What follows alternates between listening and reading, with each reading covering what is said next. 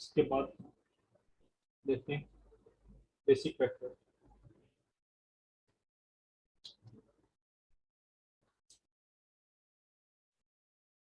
ये line draw करनी है, इस पे इसको प्रेस करके रखेंगे ना, ये लाइन सेगमेंट ये आ जाएगी।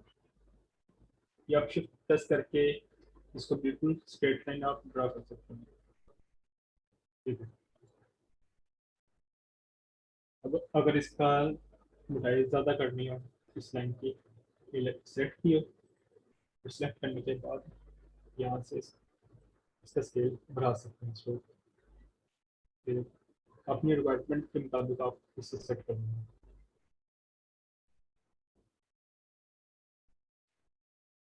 अगर आपने सेम इसी टाइप की करनी है, इसको सेलेक्ट करेंगे, ऊपर ये बता देंगे इसके 2 पॉइंट, इसको सेलेक्ट करेंगे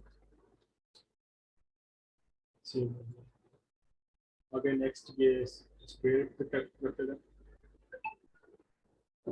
अब ये देखिए सिलेक्ट नहीं हो रहा, ये ले यहाँ पे ऑप्शन है ये लेयर की, इस पे जाएंगे, इसको अनलॉक करेंगे।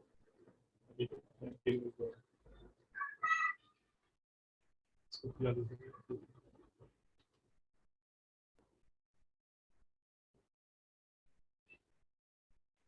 दोबारा प्रेस करेंगे इसको, और यहाँ पे रेक्टेंगुलर टूल को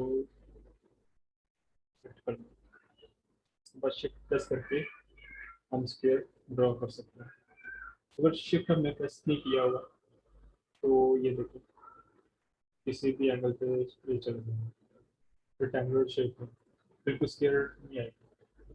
अगर हम शिफ्ट प्रेस किया होगा चारों कॉर्नर एक जितनी बड़े होंगे। अब ये देखिए ये डॉटेड लाइन आ रही है, डॉटेड लाइन, इसको टिक किया हुआ है, इसको हम टिक कर देंगे, फिर दोबारा से इस तरह से चल रहा है। यहाँ तक सबको क्लियर है?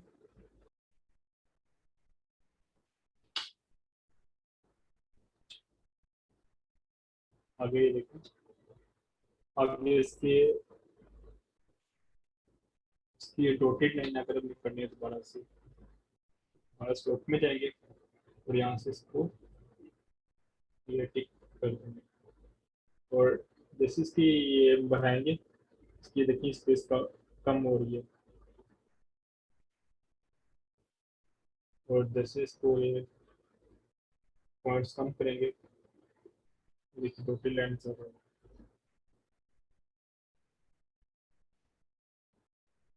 अभी ये सर्कल वेक्टर, ये हम यहाँ से एलिप्स टूल को इसको सेलेक्ट करके इसको ड्रा कर सकते हैं।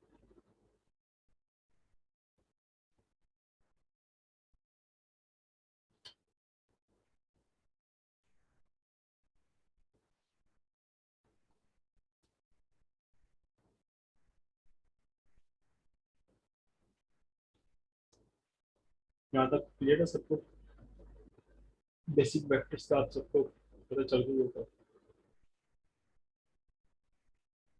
आउटलाइन कैसे खत्म करनी है। अगर आउटलाइन आपने खत्म करनी है, फर्स्ट करें हमने इसकी आउटलाइन खत्म करनी है, यहाँ पे आएंगे, इसको रन कर देंगे, इसकी आउटलाइन खत्म हो गई। अगर इसका कलर चेंज करना है, या फिल में जाएंगे, ये ऑप्शन है आगे, तो इससे कलर चेंज कर सकते हैं।